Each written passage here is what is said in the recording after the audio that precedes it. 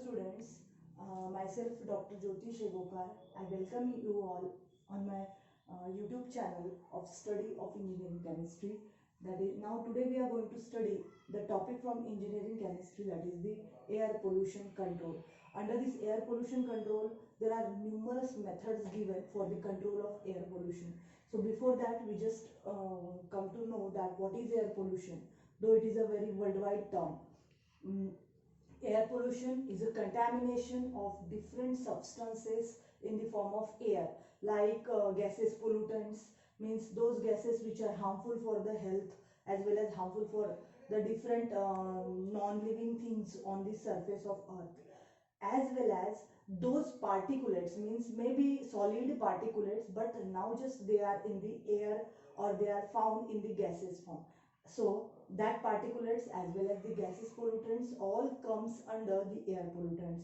So collectively air pollutants is nothing but the contamination of the substances in the air which are harmful for the life as well as for the different non-living things on the surface of earth as well as in the space atmosphere. So today we are going to see a very important part of control of pollutants. Now, as we know that air pollutants are of different types, but how can we control that air pollutants is important thing nowadays. It is because due to the automobile exhaust there is a lot of emission of like a carbon monoxide, like a different type of gases is there. So the air pollutants, those which are produced maybe in the different forms, that should be controlled, and for that there are number of methods nowadays developed.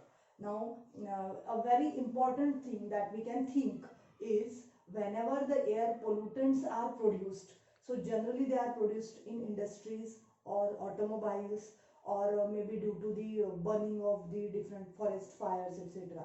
So at that time, whenever that fumes or that gas is exhausted into the atmosphere, at that time it should be clean. So this is one of the important thing. But whenever it is somewhat less possible, at that time we have to carry out some control measures by using different type of equipments. So one of these equipment is cyclone collector or cyclone collector, and this cyclone collector is totally based on the principle that the gaseous molecules which are there as a pollutants or maybe particulates which are there as a pollutants, they are having greater inertial force comparatively than the gaseous molecules itself. It means that, it means that in this particular, this is the cyclone collector, or it is a large chamber which is there as a cyclone collector.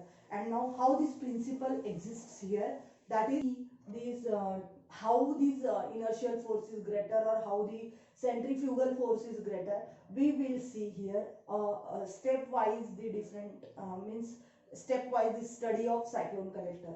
So first of all, first step of cyclone collector is construction, how to construct it. So there is a large chamber, so here we have given a name chamber, large chamber which is a circular chamber 3D, and it is just looking like an inverted bottle. It is because here from the lower side there is a narrow end which is the narrow end of chamber, and there is an outlet for the collected particulates, while on the upper side or the bottom side of the inverted bottle which is now at the top is from the upper side, and from the one side of this 3D bottle there is an entry of air with particulates or entry of a gaseous pollutants. So here this all is about the construction. There is a large container which is having a chamber looking like an inverted bottle which is having broader end at the upper side, while there is a very narrower end at the lower side. So this is about the construction. Now after that we will see its working, how it works. So first of all, here there is an inlet for gas containing particulates. It means that gaseous pollutants, only there is a presence of gases like carbon monoxide, carbon dioxide, water vapor, whatever there is a present. But particulate pollution or pollutants means those pollutants pollutants like smoke, like dust, like fog, like smog. So all these are the particulates. So how to control these particulates? For that we have designed such type of a container. Now here there is an inlet for the particulates or gases at the uppermost side. Then at first these air with particulates is inserted into this cyclone collector. It is also called as a cyclone separator through the tangential way, means towards this, particularly the sides or just attached with the edge of the container. So by the tangential way it is inserted into this large container, so that, and as well as the tangentially but forcefully also, so that here first of all when this particulate get fall on the opposite wall of the container, due to very high force and tangential way, it will move toward the circular spiral way. So tight circular spiral way, it is because this container is now totally closed from all the sides. Only the side one, which is insertion of particulates, is open. So as we move or we insert these gases with particulates by the tangential way with a very high force, it will be moved towards just opposite side of the container. So in this way, in the spiral way, it will move toward the opposite wall of the container. Then again, as this is a circular or 3D cylindrical type of container, it will move just like this. So in this way, when with a very high force, such type of motion is going on, there is a creation of cyclone, and that's why it is called as a cyclone collector. Now with that, what will happen, as the principle we have used here, that though the more inertial force of the particulates comparatively than the gases.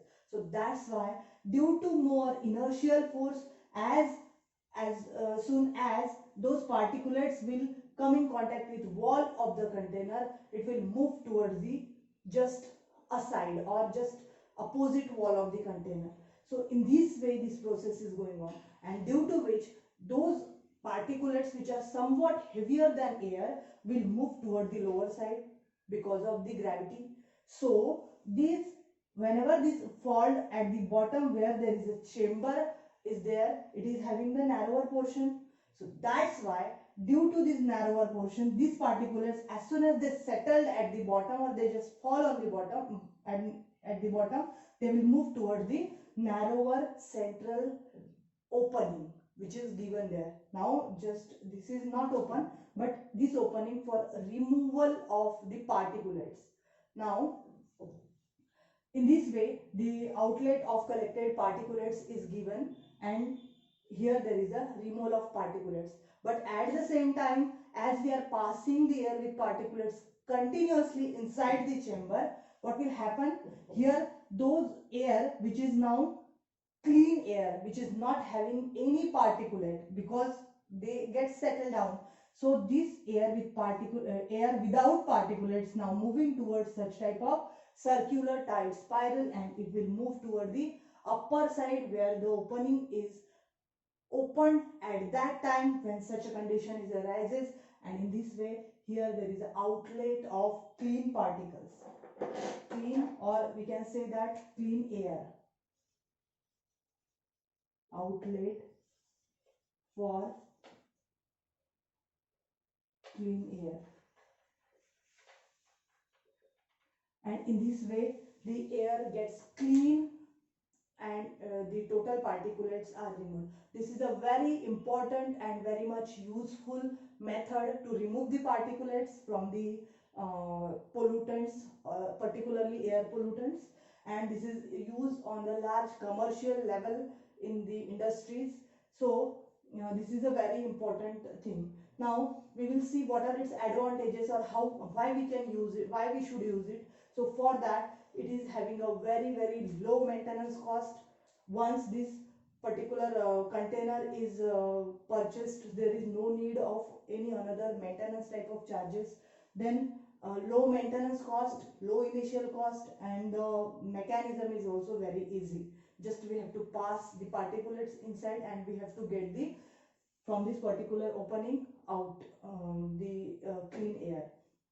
Now one of the disadvantage which may arise is that due to very high force, if some smoky type of substances or some, we can say that sticky type of substances or some hot substances are there, at that time what is possible to happen, that if this very large, with a very large force or motion, due to that more forcefully insertion of air on this particular that air which is having now smoke or which is having the hot type of substances, it may deteriorate the wall of container.